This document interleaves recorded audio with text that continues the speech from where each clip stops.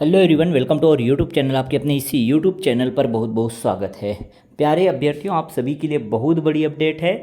छात्रावास अधीक्षक hostel warden श्रेणी द का जो नोटिफिकेशन है वो जारी हो चुका है। तो जो मोस्ट अवेटेड था बहुत सारे विद्यार्थियों का, बहुत सारे अभ्यर्थियों का, ये जो मोस्ट अवेटेड जॉब था वो जो है आ चुका है। इसका विज्ञापन जारी हो चुका है। लेकिन एक बहुत बड़ा ट्विस्ट हुआ है यहाँ पे। इस बार जो है हॉस्टल वार्डन या छात्रावास अधीक्षक का एग्ज़ाम जो है वो CGPSC कराने वाला है। अभी तक ये परीक्षा जो है CG व्यापम द्वारा कंडक्ट कराया जाता था, बट अब यहाँ पे इस नोटिफिकेशन से क्लियर हो गया है कि इस वर्ष के लिए जो है CGPSC छात्रावास अधीक्षक श्रेणी द का जो है एग्ज़ाम कराएगा।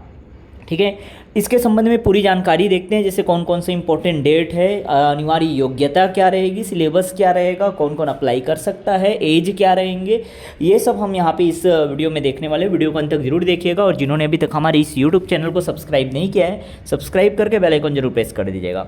देखो, छत्तीसगढ़ लोक सेवा आयोग द्वारा ये विज्ञापन जारी किया गया है, यहाँ पर देख सकते हो आप। हालांकि ये जो है इंटरनल सोर्स से मिल चुका है, इंटरनल सोर्स से ये जानकारी मिली है। ठीक है, बाकी यहाँ पे क्योंकि आप डेट देखोगे तो 17/5 दिखा रहा है, 17/5/2023 इसका प्रकाशन की तिथि दिखा रहा है। देखो, ठीक है, यहाँ पे ऑनलाइन आवेदन करने की तिथि जो है ये 20/5/2023 जो है 12 बजे से दिनांक 8/6/2023 11:59 बजे तक होगा। ठीक है, तो याद रखिएगा ये जो है बाद में प्रकाशित किया जाएगा, लेकिन इंटरनल सोर्स से ये लीक हो चुका है। ठीक है, इस वजह से हमको ये PDF जो है मिल चुका है, तो हम आपको यहाँ पे अपनी वीडियो के माध्यम से ये बता रहे हैं। ठीक है, यहाँ पे छात्रावास अधीक्षक यही जो है वैकेंसी है, छात्रावास अधीक्षक श्रेणी द। ठीक है, यहाँ पर आप अच्छे से देख पाएंगे, एक पूरी जानकारी देख पाएंगे कि भाई 20/5 से 20 मई से आप जो इसके लिए ऑनलाइन आवेदन कर सकते हैं और 8 जून इसके लिए लास्ट डेट रहेगा। तो डेट जरूर नोट डाउन कर लीजिएगा, 20 से 8 तारीख तक आपको फॉर्म डालना ही है। ठीक है, अगर किसी तरह की त्रुटि हो जाती है तो त्रुटि सुधार का कार्य जो है 9/6 से 10/6 तक किया जाएगा। ठीक है, उसके उपरांत किसी भी तरह की त्रुटि जो है सुधार नहीं किया जाएगा। और ये जो त्रुटि सुधार है वो निःशुल्क होगा, ये भी इसमें जो है बताया गया है। ठीक है, आगे यहाँ पे देखें, जो शुल्क के साथ त्रुटि सुधार है वो जो है 11/6 से 12/6 तक जो है आप त्रुटि सुधार कर सकते हो। फॉर्म में अगर किसी तरह का गलती होता है तो 500 रुपये शुल्क लिया जाएगा, लेकिन इसके लिए तो आप बिल्कुल ध्यान से फॉर्म डालिएगा। ठीक है, किसी भी तरह का त्रुटि नहीं होना चाहिए, अदरवाइज आपको दस्तावेज सत्यापन या डॉक्यूमेंट वेरिफिकेशन के समय बहुत दिक्कत हो सकता है। ठीक है, इसलिए अगर आपने ध्यानपूर्वक फॉर्म डाला तो कोई भी तरह का त्रुटि नहीं होगा। आपको फॉर्म पूरा अच्छे से फिलअप करना है। देन आफ्टर आपको क्या करना है, अगर किसी तरह का गलती हो भी गया है तो 9 से 10 तारीख तक आपको त्रुटि सुधार कर लेना है, क्योंकि 10 के बाद 11 और 12 को भी आपको मौका मिलेगा, बट वहाँ पे आपको जो है 500 रुपये एक्स्ट्रा जो है फीस देना होगा त्रुटि सुधार हेतु। ठीक है, यहाँ तक आप पूरा अच्छे से समझ गए हैं। ठीक, आगे और देखते हैं हम लोग जो है कि यहाँ पे ऑनलाइन आवेदन ही करना है, ऑनलाइन जो है फीस ही आपको पे करना है, ऑनलाइन माध्यम से ही भुगतान करना है। पोर्टल शुल्क का जो भुगतान है वो ऑनलाइन ही किया जाएगा, किसी भी तरह का चेक बैंक ड्रॉप नहीं लिया जाएगा, ये भी यहाँ पे मेंशन किया है। ठीक है, आगे और देखते हैं। ये जो है आदिम जाति तथा अनुसूचित जाति विभाग के अंतर्गत आता है। ये जो पोस्ट है आदिम जाति तथा अनुसूचित जाति विकास विभाग के अंतर्गत आता है, छात्रावास अधीक्षक श्रेणी द का पोस्ट। और यहाँ पे कुल पदों की संख्या हम देखते हैं, टोटल 500 पोस्ट यहाँ पे दिए गए हैं। और डिटेल्स समझते हैं कि श्रेणी आपको रिजर्वेशन के अकॉर्डिंग कितने कितने पोस्ट आपको मिलने वाले हैं। तो सबसे पहले देखिए हम लोग, ये पोस्ट का नाम छात्रावास अधीक्षक श्रेणी द है। यहाँ अनारक्षित जो पोस्ट की बात करें तो 210 पोस्ट है अनारक्षित, और अनुसूचित जाति के लिए 60 पोस्ट है, अनुसूचित जनजाति के लिए 160 पोस्ट है, और अन्य पिछड़ा वर्ग के लिए 70 पोस्ट है। तो ओवरऑल देखें तो ये पोस्ट जो है 500 पोस्ट यहाँ पे है। लेकिन अभी और देखो, केवल छत्तीसगढ़ के स्थानीय निवासी महिलाओं के लिए आरक्षित पद कितना है, तो अनारक्षित महिलाओं के लिए देखो 63 पोस्ट महिलाओं के लिए अनारक्षित है। ठीक है, और यहीं पे अनुसूचित जाति के लिए जो है 48 पोस्ट, अनुसूचित जनजाति के लिए 48 पोस्ट, अनुसूचित जाति के लिए 18 पोस्ट और अन्य पिछड़ा वर्ग के लिए 21 पोस्ट जो है। तो ये 70 में से 21 पोस्ट जो है वो महिलाओं के लिए आरक्षित है। वैसे ये 210 में से 63 पोस्ट जो है महिलाओं के लिए आरक्षित है। इस तरह से आपको समझना है। यहाँ पे भूतपूर्व सैनिकों के लिए आरक्षित पद भी देख सकते हो, 21 पोस्ट जो है आरक्षित, अनुसूचित जाति के लिए 6, अनुसूचित जनजाति के लिए 16 और अन्य पिछड़ा वर्ग के लिए 7 पोस्ट जो है भूतपूर्व सैनिकों के लिए यहाँ पे रखा गया है आरक्षित। टोटल 500 पोस्ट है। वेतन मैट्रिक्स की बात करें तो लेवल 6 का यहाँ पे पेमेंट मिलता है, वेतन मैट्रिक्स लेवल 6 का होता है।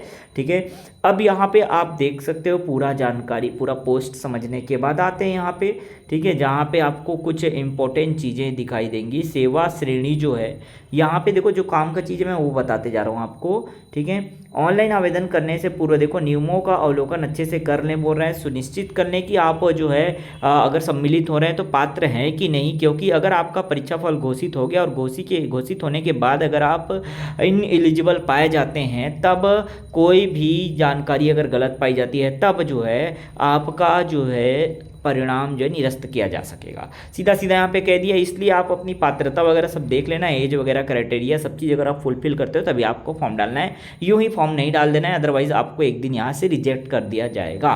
ठीक है, तो ये पद का नाम आप समझ गए हो, छात्रावास अधीक्षक श्रेणी द है, तृतीय श्रेणी का सेवा श्रेणी आता है, से सर्विस जो इसका होता है वो तृतीय श्रेणी के अंतर्गत आता है। वेतनमान की बात करें तो वेतन मैट्रिक्स लेवल 6 का यहाँ पे पेमेंट आपको मिलने वाला है। ठीक है, आगे और देखिए, इसके अतिरिक्त आपको जो है शासन द्वारा, राज्य शासन द्वारा समय समय पर जो भत्ते मिलते हैं वो भी आपको दिया जाएगा। ये बहुत इंपॉर्टेंट चीज़ है कि आवश्यक न्यूनतम शैक्षणिक अर्हता क्या होगी, तो 10+2 यहाँ पे 12वीं पद्धति से हायर सेकेंडरी परीक्षा उत्तीर्ण होना चाहिए तथा कंप्यूटर प्रशिक्षित को अधिमान्यता दी जाएगी। तो जो कंप्यूटर प्रशिक्षित हैं उनको अधिमान्यता दिया जाएगा। इसका क्या मतलब है, तो अधिमान्यता का आशय यह है कि कंप्यूटर ज्ञान या प्रशिक्षित अभ्यर्थी को अधिमान्यता दिए जाने का आशय यह है कि प्रश्न पत्र में पूछे गए कंप्यूटर ज्ञान से संबंधित 50 अंकों के प्रश्न में 50% अंक प्राप्त करना अनिवार्य होगा। तो यहाँ किसी भी तरह से कोई डिग्री डिप्लोमा का बात नहीं किया गया है, बिल्कुल भी आपको टेंशन नहीं लेना है, 12वीं पास मंगा गया है।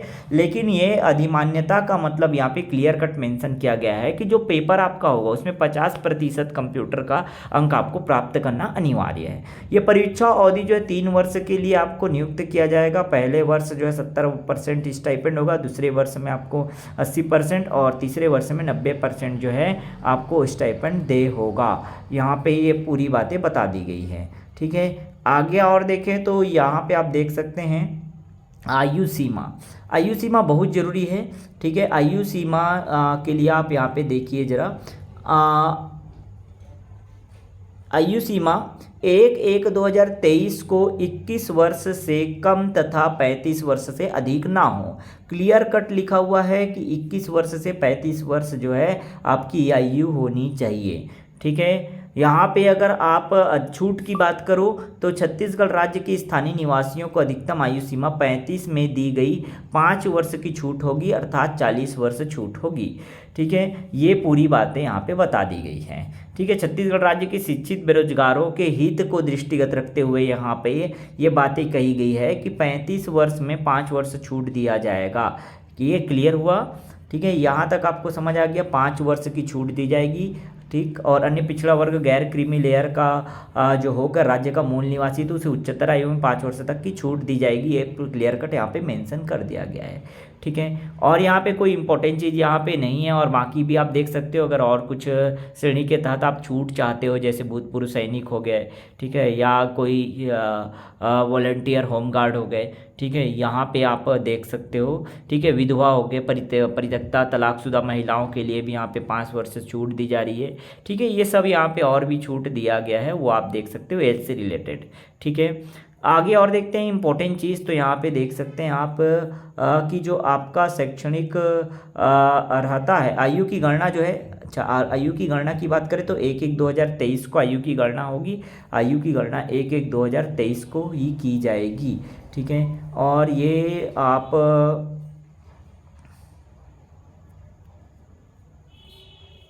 चलो आगे और देखते हैं। जाति प्रमाण पत्र जो है सक्षम प्राधिकारी द्वारा जारी स्थायी जाति प्रमाण पत्र प्रस्तुत करना होगा, ये भी कह दिया गया है। ठीक है, आपराधिक अभियोजन ये सब किसी भी तरह का फर्जी चीज़ आपको नहीं बनवाना है, ये सब बातें यहाँ पे बताई गई है।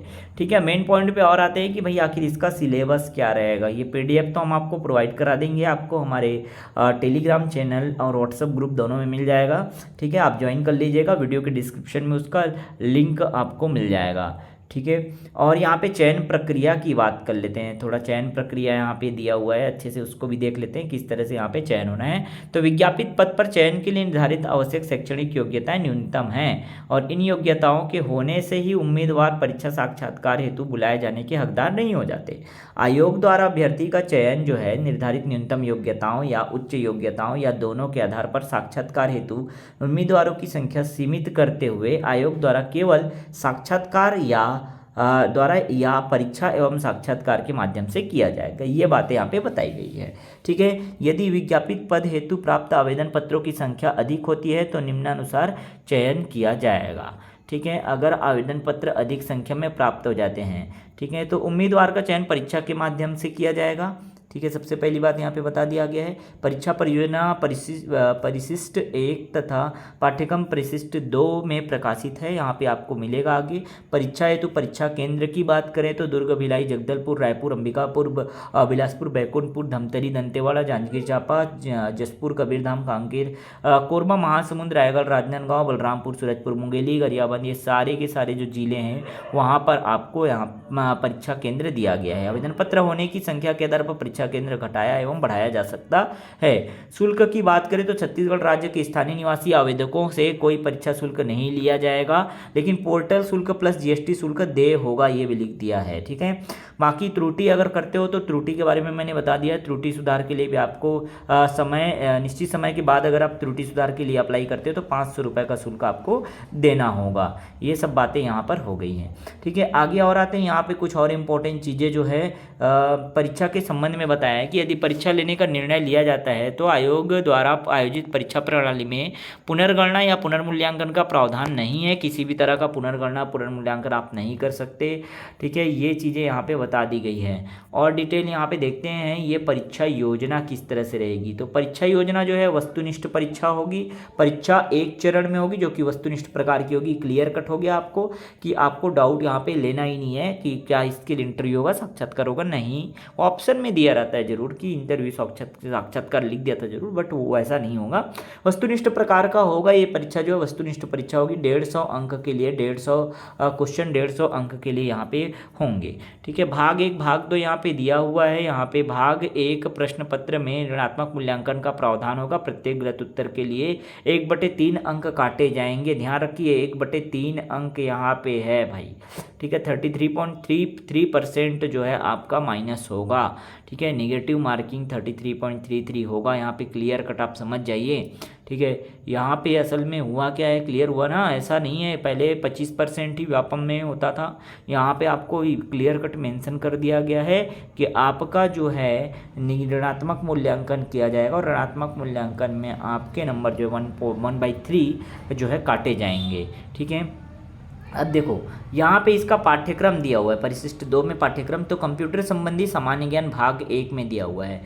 ठीक है, यहाँ क्लियर कट लिख दिया गया है कि 50 अंक का 50 क्वेश्चन आएगा, जिस 25 अंक प्राप्त करना अनिवार्य होगा। और ये सिलेबस टू द पॉइंट यहाँ पे सॉरी दिया हुआ है। ठीक है, तो जितने भी यहाँ पे आप देख सकते हो चैप्टर वाइज सिलेबस जो दिया हुआ है 11th चैप्टर तक के दिए हुए हैं। हिंदी व्याकरण भी आप देख सकते हो। हिंदी व्याकरण जो है 10 अंक के 10 प्रश्न रहेंगे। अंग्रेजी की बात करें तो 10 अंक के 10 प्रश्न अंग्रेजी के भी रहेंगे। गणित की बात करें तो 20 अंक के 20 प्रश्न रहेंगे यहाँ पे गणित के।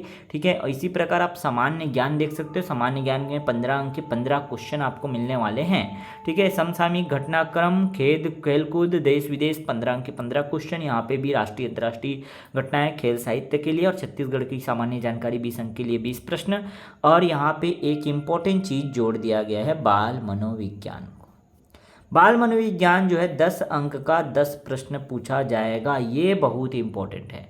बाल मनोविज्ञान का यहाँ पे पहली बार यहाँ पे इंट्रोडक्शन कर दिया गया है। यहाँ पे बाल मनोविज्ञान अभी तक नहीं पूछा जाता था, ये नया चीज़ यहाँ पे ऐड कर दिया गया है, बाल मनोविज्ञान। ठीक है, इस भाग में 10 अंकों के कुल 10 प्रश्न होंगे। ठीक है, छत्तीसगढ़ की सामान्य जानकारी 20 अंक का होगा, 15 अंक का करंट अफेयर होगा। ठीक है, और 15 अंक का जो है वो सामान्य ज्ञान पूछा जाएगा। इसी तरह से आप देख सकते हो हिंदी इंग्लिश 10-10 अंक के होंगे और 50 अंक का पूरा कंप्यूटर होगा। मतलब मेन खेल तो कंप्यूटर से ही होने वाला है। ठीक है, और जो जानकारी है ये आप जो है ऑफिशियल वेबसाइट पे क्लिक करके देख सकते हैं, बट ये अभी ऑफिशियल वेबसाइट पर अपलोड नहीं हुआ है। ठीक है, ये इंटरनल सोर्स से हमको मिल चुका है। ठीक है, तो आप सभी तैयार रहें, एक दिन भी वेस्ट करना आपको बहुत भारी पड़ सकता है। ठीक है, तो आपको क्या करना है, बहुत अच्छे से तैयारी करना है, प्रिपरेशन करना है, अपना हाई लेवल का प्रिपरेशन होना चाहिए, क्योंकि जैसा आप देख रहे हो बहुत हार्ड कंपटीशन रहने वाला है। अगर आप एक जॉब लेना चाहते हो तो बहुत टफ कंपटीशन आपको फाइट करना होगा। और यही तो पीएससी एग्ज़ाम ले रहा है, अभी तक व्यापम लेता था, और ज़्यादा आपको ध्यान से पढ़ने की ज़रूरत है। ठीक है, उम्मीद करता हूँ आपको वीडियो अच्छा लगा होगा। वीडियो अच्छा लगा तो लाइक कीजिए और चैनल के साथ जुड़े रहिए, क्योंकि हम आपको टाइम टू टाइम बिल्कुल मोटिवेट करते रहेंगे, साथ ही साथ आपको स्टडी रिलेटेड मटेरियल भी प्रोवाइड करते रहेंगे हमारे चैनल के माध्यम से। ठीक है, आप जुड़े रहिएगा चैनल के साथ। ओके।